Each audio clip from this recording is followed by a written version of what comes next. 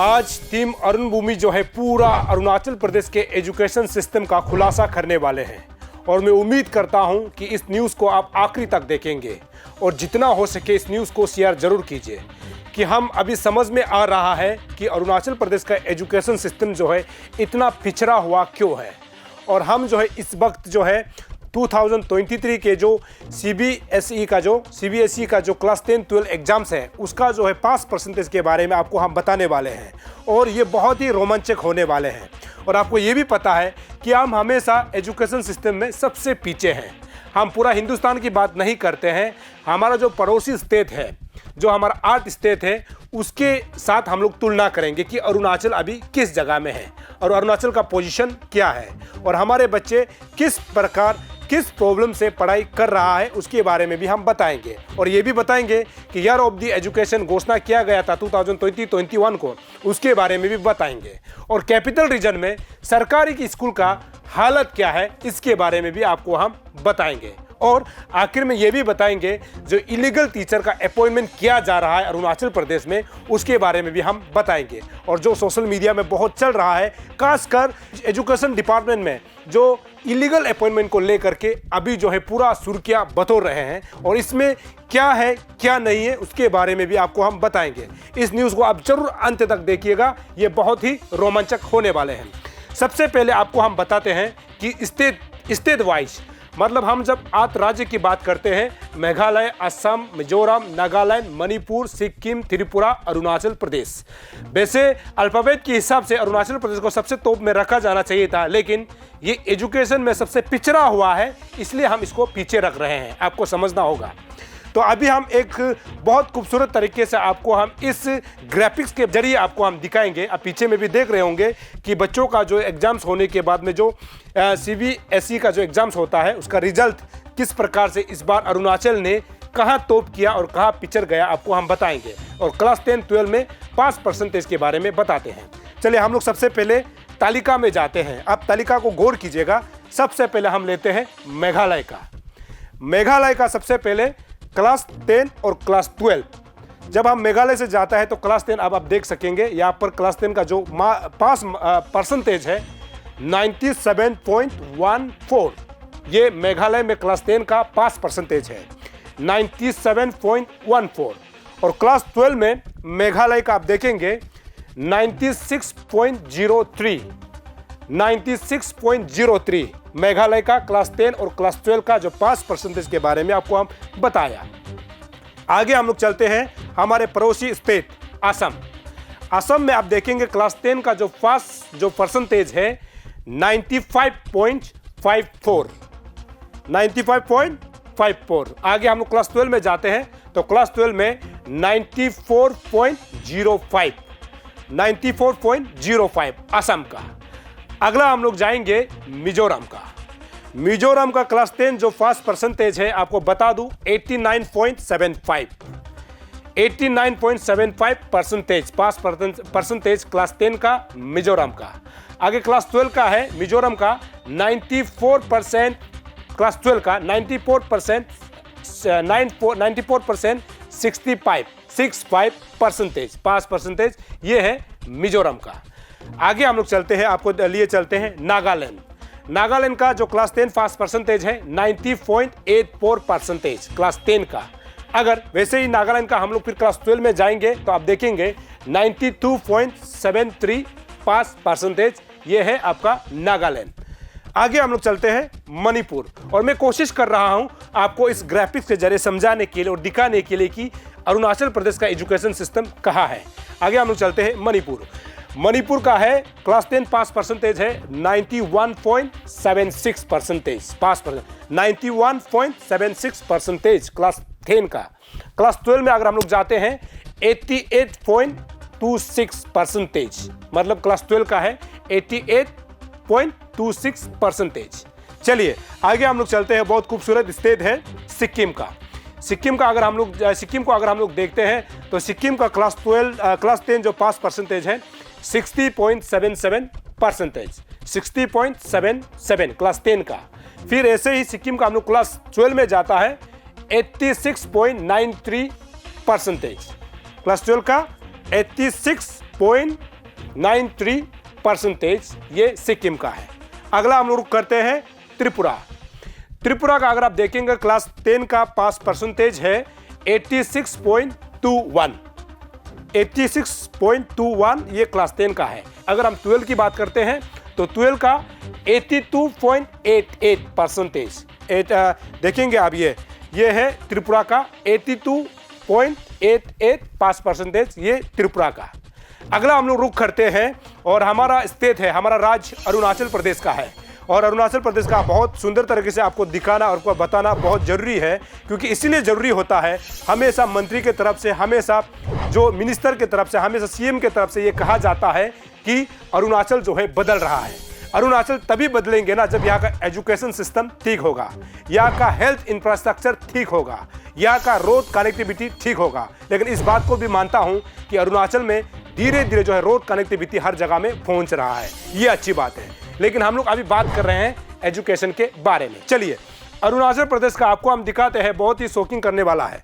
ये अरुणाचल प्रदेश का जो है क्लास 10 पास परसेंटेज है 52.54 क्लास 10 का। आप देखेंगे ये है, ग्राफिक्स के जरिए आपको बहुत खूबसूरत तरीके से मैं बताने की कोशिश कर रहा हूँ। अरुणाचल प्रदेश का क्लास 10 पास परसेंटेज है 52.54%, ये क्लास 10 का। अगला हम लोग रुक करते हैं क्लास 12 का। बहुत ज़रूरी है क्योंकि क्लास 12 होने के बाद जो है बच्चे जो अपना जो फर्दर स्टडी के लिए आगे जाता है, ग्रेजुएशन के लिए या फिर कहीं भी जाता है, ये बच्चे जो क्लास 12 होने के बाद जाते हैं। तो अभी आप दिखाएंगे क्लास 12 का अगर आप देखेंगे पास परसेंटेज आप देखेंगे 65.19, ये अरुणाचल प्रदेश का क्लास 12 का जो है पास परसेंटेज है 65.19, ये अरुणाचल। तो ये अरुणाचल का है।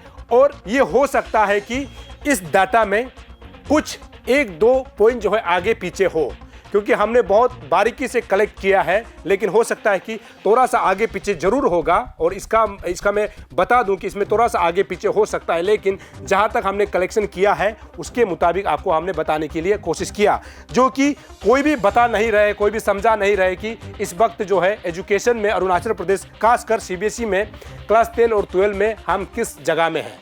तो अभी आपको बताता हूँ।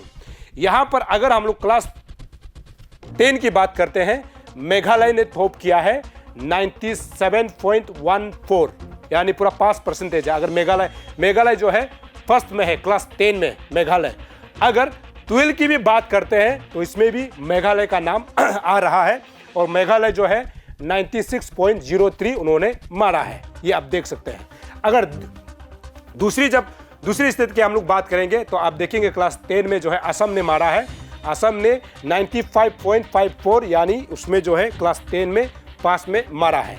और क्लास 12 में अगर हम लोग सेकेंड की बात करेंगे तो आप देखेंगे मिजोरम का आता है। मिजोरम ने 94.65 मारा है। हालांकि असम ने भी 94 मारा है, लेकिन उसमें थोड़ा सा अंक में थोड़ा सा आगे पीछे हुआ है। 94 तो बराबर है, असम का 94.05 है और मिजोरम का जो है 94.65 परसेंटेज है। तो इस लिहाज से जो है आप देखेंगे मेघालय ने टॉप किया है। उसके बाद आप ये देख सकते हैं, ये बहुत खूबसूरत तरीके से आपको मैंने दिखाने की कोशिश किया कि किस प्रकार हमारा एजुकेशन सिस्टम जो है पिछड़ा हुआ है। और सरकार बोलते हैं, एजुकेशन डिपार्टमेंट बोलते हैं कि ईयर ऑफ द एजुकेशन, जिसमें 2020-21 को जो है 1000 करोड़ का बजट रखा गया था। तो सिस्टम ये है।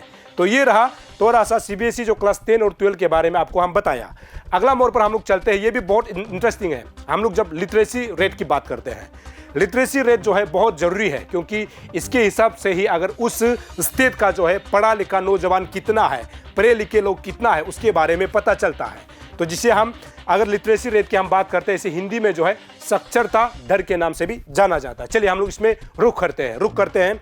सबसे पहले अगर हम लोग लिटरेसी रेट के मामले में अगर 8 स्टेट के जानेंगे तो आपको मैं फर्स्ट, सेकेंड और लास्ट में जो है उसके बारे में सिर्फ बताता हूँ। सबसे जो टॉप में है मिजोरम इस वक्त जो है लिटरेसी रेट में 91.58% मिजोरम ने टॉप किया हुआ है। हालांकि मैं दिखाने की कोशिश कर रहा हूं आपको ग्राफिक्स के माध्यम से। दूसरा अगर हम लोग देखता है जो है त्रिपुरा का नाम आता है। त्रिपुरा जो है साक्षरता दर में जो है 87.75 मारा है। आप देख सकते हैं, ये अभी का ताज़ा आंकड़े हैं जिसको हम दिखाने के लिए आपको कोशिश कर रहे हैं। त्रिपुरा सेकेंड में है 87.75, ये त्रिपुरा का आंकड़े हैं।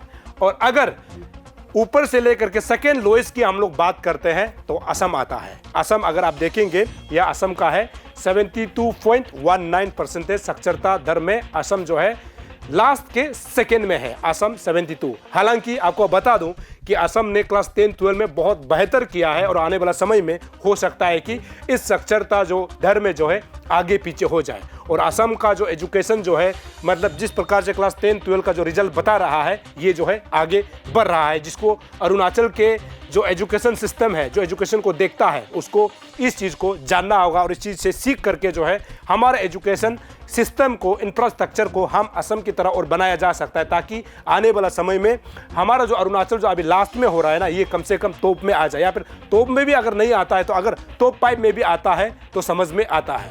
अगर साक्षरता दर की हम लोग बात करेंगे, इसमें भी अरुणाचल जो है पिछड़ा हुआ है, यानी सबसे ऊपर से सबसे लास्ट में अरुणाचल का नाम आता है। और अरुणाचल का जो आंकड़ा है, जो साक्षरता दर में जो है 65.38 है। ये है साक्षरता दर, जिसे हम लिटरेसी रेट कहते हैं। अरुणाचल प्रदेश का आप देख सकते हैं 65.38% साक्षरता दर में अरुणाचल सबसे नीचे है। मतलब कि सीबीएसई जो क्लास 10-12 एग्जाम के रिजल्ट में भी हम सबसे पीछे हैं, उसके बाद साक्षरता दर में भी हम 8 राज्य में सबसे पीछे हैं। तो अभी समझना होगा एजुकेशन मिनिस्टर को, सरकार को, और डिस्ट्रिक्ट के जो डीसी होता है या फिर डायरेक्टर होता है, उसको समझना होगा कि हमारा एजुकेशन सिस्टम जो है कहाँ जा रहा है, किस दिशा में जा रहा है। अगला टॉपिक, तीसरा टॉपिक हमने लिया हुआ है ईयर ऑफ द एजुकेशन। हमने कई बार इस न्यूज़ को चलाते हुए आप सभी को बताया कि ईयर ऑफ द एजुकेशन दरअसल इसीलिए बनाया गया था ताकि एजुकेशन सिस्टम जो है ठीक हो। एजुकेशन सिस्टम यानी एजुकेशन जहां पर बच्चे पढ़ाई कर रहे हैं, इंफ्रास्ट्रक्चर जो है ठीक हो, जिसमें आधुनिक तकनीक से बच्चों को पढ़ाया जा सके, जिसमें कंप्यूटर लैब होगा और जितना जो आधुनिक एजुकेशन टेक्निक होता है, इस चीज को पढ़ाया जा सके। इसीलिए सरकार ने 2020-21 को ईयर ऑफ द एजुकेशन घोषणा किया था और जिसमें 1000 करोड़ रुपया बजट को आवंटन किया गया था। तो सवाल उठना जायज है कि यदि 1000 करोड़ रुपया अगर एजुकेशन डिपार्टमेंट में रखता है तो हमारा एजुकेशन का हाल ये है, यानी हम सीबीएसई में भी सबसे नीचे हैं, लिटरेसी रेट में भी हम सबसे नीचे हैं। कारण क्या रहा होगा ये समझना होगा और आप सभी को समझना होगा जो एजुकेशन सिस्टम को चला रहे हैं, जो एजुकेशन के मिनिस्टर है, जो एजुकेशन डिपार्टमेंट के सेक्रेटरी है, कमिश्नर है, स्पेशल सेक्रेटरी है, एडिशनल सेक्रेटरी है और डिस्ट्रिक्ट लेवल में डीडीसी है और यहाँ पर जो है डायरेक्टोरेट लेवल में एजुकेशन के डायरेक्टर जो देखते हैं। आपको जानना होगा कि हम आज ईयर ऑफ द एजुकेशन घोषणा होने के बाद भी हम पिछड़े हुए क्यों हैं, आपको समझना होगा। ये था हमारा आज का मुद्दा का तीसरा पॉइंट। चौथा पॉइंट चलते हैं, बहुत ये भी इंपॉर्टेंट है और आप सभी ने कई बार अरुण भूमि न्यूज़ के जरिए आपने देखा है। हम अभी तीसरा जो हमारा फोर्थ पॉइंट है हम लेके चल रहे हैं, कैपिटल में स्कूल का कंडीशन। कैपिटल रीजन में स्कूल का कंडीशन, ये केवल कैपिटल रीजन का हमने इसीलिए कहा है, अगर कैपिटल रीजन में इस प्रकार का एजुकेशन है, जैसे आप वीडियो मेरे पीछे अगर वीडियो देख रहे हैं, अगर कैपिटल रीजन में आप अंदाजा लगा के देखिए, जहां राजधानी ईटानगर, अरुणाचल प्रदेश का राजधानी ईटानगर, जो कि हर चीज काम जो है यहां से होता है, सिविल सेक्रेटरीट यहाँ है, हर मंत्री का घर यहाँ है, असेंबली यहाँ है, गवर्नर यहाँ रहते हैं, सीएम यहाँ रहते हैं, डिप्टी सीएम यहाँ रहते हैं, सभी मंत्री यहाँ रहते हैं। और ऐसे में अगर कैपिटल में अगर सरकारी स्कूल का हालत मेरे पीछे अगर आप देखेंगे इस प्रकार का होगा, तो हम कैसे मान ले कि हमारा एजुकेशन सिस्टम जो है ठीक होगा, हमारे बच्चे जो है सही शिक्षा प्राप्त कर रहा होगा। ये बहुत बड़ा सवाल है और इस न्यूज़ को हमने कई बार एजुकेशन सिस्टम को लेकर के कैपिटल रीजन का आप तक हमने पहुंचाया, जो कि कुछ चीज़ों को तो सरकार के तरफ से बना दिया गया है, लेकिन अभी तक अगर हम कैपिटल रीजन की बात करेंगे तो स्कूल का हालत बहुत ख़राब है, जर्जर स्थिति में है, जहाँ बच्चे पढ़ना भी मुश्किल है। अगर इस चीज़ को अगर सही किया जाता है तो अभी आप अंदाज़ा आप खुद लगाइए कि कैपिटल रीजन का स्कूल का हालत ये है, तो दूर दराज जिला में, दूर दराज गांव में सरकारी स्कूल का हालत क्या होता होगा, ये तो समझने और सोचने वाला बात है। यहाँ सवाल उठाया जाता है कि किस प्रकार का एजुकेशन सिस्टम अरुणाचल प्रदेश में चल रहा है, जहाँ से जो छत से जो है पानी टपकता है, टॉयलेट बाथरूम है जहां पानी नहीं होता है। ये एजुकेशन सिस्टम अरुणाचल प्रदेश राजधानी ईटानगर का सरकारी स्कूल का हालत ये है। लेकिन एक बात यहाँ पर उन बच्चों को भी बोलना जरूरी है जो जहाँ अपना जो विद्या के मंदिर, जो स्कूल में जो लोग पढ़ाई करने के लिए बच्चे जाते हैं, आपको भी समझना होगा कि आप अपने स्कूल को किस प्रकार से साफ सफाई रख सकता है।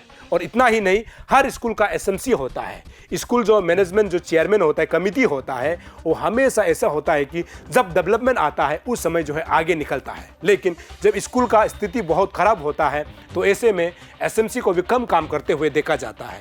तो मैं उन तमाम लोगों से भी अपील करना चाहता हूँ, कम से कम राजधानी क्षेत्र में स्कूल की व्यवस्था, सरकारी स्कूल व्यवस्था ठीक होनी चाहिए ताकि हमारे बच्चे जो है सही एजुकेशन प्राप्त कर सके। अगर एजुकेशन सिस्टम कोलैप्स हो जाएगा, एजुकेशन सही नहीं होगा और सही एजुकेशन नहीं दिया जाएगा, तो हमें लगता है कि हम कहते हैं ना कि हमारे बच्चों का भविष्य जो है एजुकेशन सही नहीं होगा, तो आप अंदाज़ा लगा के देखिए उस स्टेट का हालत क्या होगा। क्योंकि सरकारी स्कूल में बड़े बड़े लोगों के बच्चे नहीं पढ़ते हैं, मंत्री के बच्चे नहीं पढ़ते हैं, एमएलए के बच्चे नहीं पढ़ते हैं, बड़े बड़े कॉन्ट्रैक्टर के बच्चे नहीं पढ़ते हैं, और जो बड़े बड़े जो बिजनेसमैन के बच्चे नहीं पढ़ते हैं, स्टूडेंट्स यूनियन के बच्चे नहीं पढ़ते, मतलब जो ऑर्गेनाइजेशन के प्रेसिडेंट, सेक्रेटरी और उसके जो है कॉलिग्स का जो है बच्चे नहीं पढ़ते हैं, या पढ़ते हैं तो गरीब बच्चे और मिडिल क्लास के बच्चे पढ़ते हैं। तो हमें ज़रूरी है कि इन बच्चों के लिए, उनको सही शिक्षा दिलाने के लिए हम सभी को योगदान देते हुए उनको भी अच्छा एजुकेशन प्राप्त होने का अधिकार है, उनको भी बड़ा ऑफिसर बनने का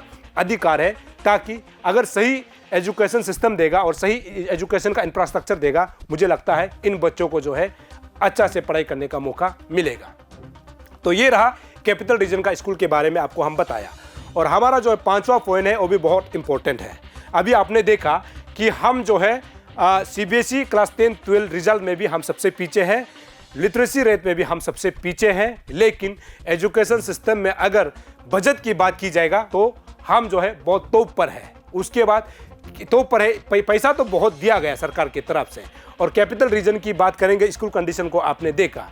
अभी बहुत बड़ा मुद्दा ये है कि इलीगल अपॉइंटमेंट ऑफ टीचर्स, और ये खबर बराबर चल रहा है सोशल मीडिया में, और कुछ जो हमें सोशल मीडिया के थ्रू से मिला, हमको जो दिया गया, लेकिन इस जो सोशल मीडिया में जो चल रहा है, जो हमें भेज रहा है, इसकी मैं पुष्टि नहीं करता हूँ कि यही सही है। क्योंकि ये जो अभी सोशल मीडिया में ट्रेंड किया हुआ है कि इस प्रकार के लोगों को जो है अपॉइंटमेंट किया गया है, लेकिन मतलब इलीगल अपॉइंटमेंट किया गया है। तो ये जो पीछे अगर आप देखेंगे, ये सोशल मीडिया में ट्रेंड चल रहा है कि ऐसे बहुत सारे टीचर हैं जिसको बिना इंटरव्यू के एक टीचर अपॉइंटमेंट किया गया। और बहुत सारे लोगों ने ये लिखा है 2015-16 से अभी तक जो है एलिमेंट्री एजुकेशन में एडवर्टीजमेंट निकला ही नहीं, तो ये टीचर जो है रिक्रूटमेंट कैसे हो गया, ये टीचर जो है अपॉइंटमेंट कैसे हो गया, ये लोगों का सवाल है। तो यहाँ पर सवाल ये भी बनता है कि जब आप जो है सच, अगर ये जो है टीचर को है इलीगल अपॉइंटमेंट, अगर ये कल को सच होता है, तो आप अंदाज़ा लगा के देखिए, जब आपका एजुकेशन सिस्टम ठीक नहीं, जब आपका लिटरेसी रेट जो ठीक नहीं, जब आपका क्लास 10-12 का रिजल्ट ठीक नहीं, और जब स्कूल का कंडीशन ठीक नहीं, और आप जो है इलीगल टीचर अपॉइंटमेंट अगर कर रहा है इस कागज़ के मुताबिक, इस कंप्लेन के मुताबिक, अगर ये सही होगा तो एजुकेशन सिस्टम कैसे होगा। क्योंकि टीचर को इसीलिए बहुत बड़ा माना जाता है, उसको नेशन बिल्डर कहा जाता है, क्योंकि टीचर इसीलिए गुरु का जो है गुरु शब्द जो है बहुत बड़ा शब्द है, इसको छोटा मोटा नहीं आंकना चाहिए। गुरु शब्द बहुत बड़ा है। अगर आप किसी भी बच्चों को पढ़ाने के लिए गुरु नियुक्त किया जाता है तो उनके जो है पढ़ाई लेवल को, उनके आईक्यू को, मतलब आईक्यू टेस्ट करने के बाद, आपको इंटरव्यू लेने के बाद गुरु चुना जाता है। गुरु ऐसे नहीं होता है कि आपने रातों रात को किसी को इलीगल अपॉइंटमेंट कर दिया जाता है। उसमें हो सकता है अगर सच में इलीगल अपॉइंटमेंट हुआ तो उसमें जो एक कम पढ़ाई जानने वाला भी तो टीचर बन जाएंगे। वो कम जानने वाला टीचर जो है हमारे बच्चे को अच्छा शिक्षा कैसे दे पाएगा, सवाल ये है। क्योंकि वो कॉम्पिटिटिव में बैठ करके, एग्जाम्स में बैठ करके तो टीचर नहीं बनाना। सच में अगर ये जो अभी सोशल मीडिया में जो चल रहा है, अगर ये सच होता है तो आप अंदाज़ा लगा के देखिए। मैंने उस समय भी कहा था कि अगर हेल्थ डिपार्टमेंट में अगर डॉक्टर का भर्ती जो है इलीगल अपॉइंट किया जाएगा तो अंदाज़ा लगा के देखिए ना कि हम जो है हेल्थ को कंप्रोमाइज़ नहीं कर सकते, हम एजुकेशन जो सिस्टम है उसको कंप्रोमाइज़ नहीं कर सकते। क्योंकि हेल्थ जो हम लोग उसको सेकेंड भगवान मानता है कि जब डॉक्टर के पास जाता है तो आप सोच के जाता है कि हमको अच्छा इलाज मिलेगा, अच्छा मेडिसिन्स मिलेगा। तो अगर अंदाज़ा लगा के देखिए, ऐसे ही एग्जाम्पल के तौर पर अगर हेल्थ डिपार्टमेंट में डॉक्टर को बिना एग्जाम्स दिए भर्ती कर लिया जाएगा तो वो डॉक्टर कैसे होगा। ये एक केवल उदाहरण के लिए।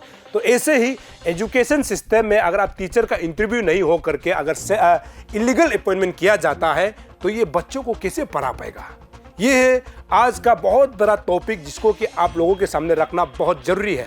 लेकिन आपको फिर से बता दूं, जितना अभी हमने आंकड़े दिखाया है सीबीएसई जो क्लास 10-12 एग्जाम्स को लेकर के, उसके बाद लिटरेसी रेट को लेकर के, उसमें थोड़ा सा आंकड़े में 1-2 इधर उधर हो सकता है, लेकिन जहां तक हमने पूरा कैलकुलेशन किया है उसके मुताबिक सच है। लेकिन 1-2 पॉइंट इधर उधर हो सकता है, ये मैं आपको पहले बता देना चाहता हूँ। और आपने बहुत खूबसूरत तरीके से देखा और हमने कोशिश किया, और हमारा मकसद है हमारे दर्शक को इन चीज़ों को सही से बताना और सच को आप तक पहुंचाना, ये हमारा मकसद है।